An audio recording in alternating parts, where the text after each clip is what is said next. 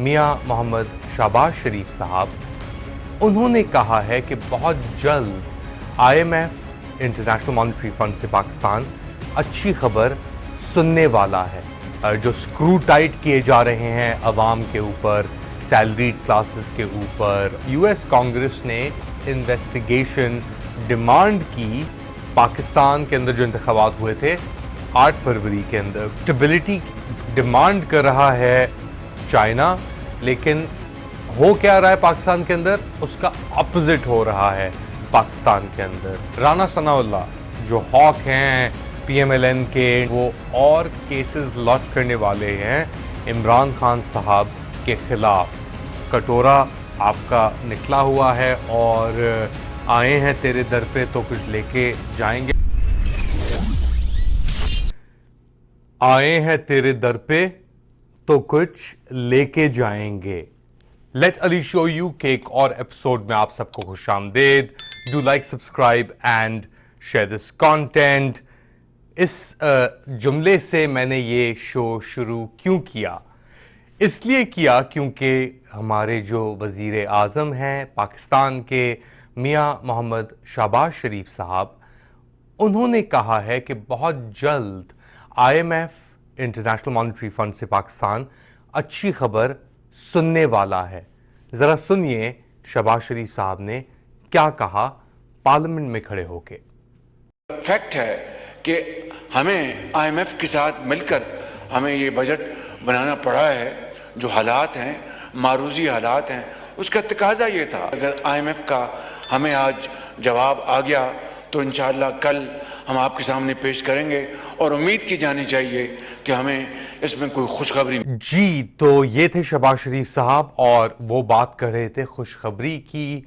IMF से जो पाकिस्तान की प्रेजेंट क़यादत कटोरा लेके गई है और वहाँ से आए हैं लोग बात करने के लिए, पूछने के लिए क्या हो रहा है। जो स्क्रू टाइट किए जा रहे हैं अवाम के ऊपर, सैलरीड क्लासेस के ऊपर, और बेसिकली जो भी प्रोडक्शन या प्रोडक्टिविटी है उसकी बात अगर आप कर लें, क्योंकि पाकिस्तान के पास खुद पैसा नहीं है, वो अब कोई भी किसी भी तरीके से पैसा कहीं से भी खींचने की कोशिश कर रहा है, चाहे वो IMF के जरिए हो या किसी के जरिए भी हो। तो ये खुशखबरी की बात कर रहे हैं शहबाज शरीफ साहब के आने वाली है। मगर उससे पहले, यानी जो खुशखबरी वो चाह रहे हैं शायद वो नहीं आई खबर, एक और खबर आ गई है कि US कांग्रेस ने एक रेजोल्यूशन पास की है कि साफ और शफाफ इन्वेस्टिगेशन डिमांड की पाकिस्तान के अंदर जो इंतखाबात हुए थे 8 फरवरी के अंदर को। खैर 8 फरवरी को तो इंतखाबात हुए थे, मगर रियलिस्टिकली बैलेट स्टफिंग और ये सब कुछ रिजल्ट आने शुरू हुए 9 फरवरी को। तो उसकी तहकीकात करने के लिए US कांग्रेस ने एक रेजोल्यूशन पास की है। ऐसे वक्त में जब IMF से पाकिस्तान लोन रीनेगोशिएशंस हो रही हैं, 7-8 अरब डॉलर की बात हो रही है और बैलेंस ऑफ पेमेंट्स की बात हो रही है। जो इलेक्ट्रिसिटी का एक लूप चल रहा है पाकिस्तान, जिसकी पेमेंट रीपेमेंट्स कर रहा है, उसकी जो कर्ज लिया हुआ है इंटरेस्ट पेमेंट्स रीपेमेंट्स हो रही हैं, उसकी बात हो रही है, वो कर रहा है। तो एक तरफ ये रेजोल्यूशंस हो रही हैं पास, दूसरी तरफ पाकिस्तान अपना कटोरा लेके आए हैं तेरे दर पे तो कुछ लेके जाएंगे, मगर कुछ मिल नहीं रहा। कोई पैसे देने के लिए फ़िलहाल पाकिस्तान को तैयार नहीं है। चाइना ने अपना मौक़िफ़ बहुत क्लियरली वाज़े कर दिया है कि जब तक आप अपना हाउस इन ऑर्डर नहीं करेंगे, स्टेबिलिटी जो आप बात करते हैं वो नहीं करेंगे, उससे पहले हम कोई और कदम आगे नहीं उठा सकते। CPEC अपनी जगह पे, हर चीज़ अपनी जगह पे, मगर बहुत सारी कॉस्ट्स अब एसोसिएट हो चुकी हैं इससे। स्टेबिलिटी डिमांड कर रहा है चाइना, लेकिन हो क्या रहा है पाकिस्तान के अंदर, उसका अपोजिट हो रहा है पाकिस्तान के अंदर। मसलन राना सनाउल्लाह जो हॉक हैं PMLN के, इंटीरियर मिनिस्टर भी रह चुके हैं, अभी पता नहीं कोई मिनिस्ट्री पकड़ी हुई है उन्होंने, किसी प्रोग्राम पे जाके उन्होंने ये कहा है कि वो और केसेस लॉन्च करने वाले हैं इमरान खान साहब के खिलाफ। यानी अगर इमरान खान साहब को कोर्ट्स रिलीज कर देते हैं तो उनको रोकने के लिए नए केसेस बेसिकली केस नया भी बन सकता है, कोई इधर उधर से जो है वो कोई तलाश किया जाए तो वो निकल भी सकता है। और ये कोशिश तो होनी चाहिए, होगी कि वो जितना ज्यादा अरसा मेहमान रहे उतना बेहतर है। लेकिन चले अगर बाहर भी आ गए तो कोई ऐसा तूफान नहीं है, छोटा मोटा कोई 2-4 दिन जो है कोई जरा बड़ी गैदरिंग होंगी, कोई रैलीज हो जाएंगी, इसके अलावा और कुछ नहीं होगा। जब उनका इरादा ये है कि उन्होंने हर कीमत पे मुल्क को सियासी अदम इस्तेहकाम का शिकार करना है, उन्होंने हर कीमत पे अफरा तफरी और इंतशार फैलाना है, तो फिर आप मुझे बताएं कि हमारा इरादा फिर और क्या हो सकता है कि क्या हम इस इंतशार को, इस अफरा तफरी को जो है वो फैलने दें? इट्स एग्जॉस्टिंग, सीरियसली ये मयार है। इस वक्त सूरत हाल ये है कि इस माशी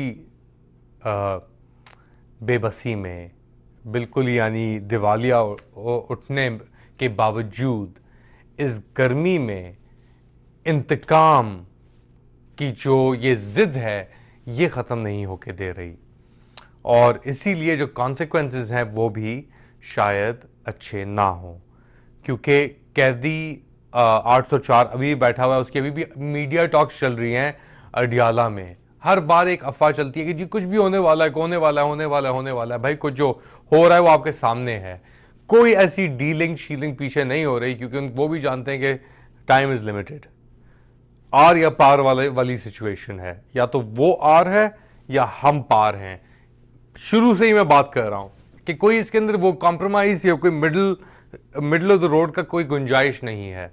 जो बंदा ये सोचता है, चाहे वो इमरान खान हो या उनके सपोर्टर हो, चाहे वो मिलिट्री इस्टेब्लिशमेंट हो या उनके सपोर्टर हो, कि जो भी अभी ये बंदा ये सोच रहा है कि कॉम्प्रोमाइज की अभी भी गुंजाइश मौजूद है, I think they are living in the fool's paradise. क्योंकि इस सिचुएशन में जब इतनी एक्सट्रीम पोजिशंस हो जाएं तो गर्दन किसी की कलम हुए बगैर वो चीज़ ख़त्म नहीं होती, और फिर भी नहीं होती ख़त्म। मगर ऐसी सिचुएशंस में हमने अपने आप को शायद पहले कम ही पाया हो, इस इंटेंसिटी इतनी।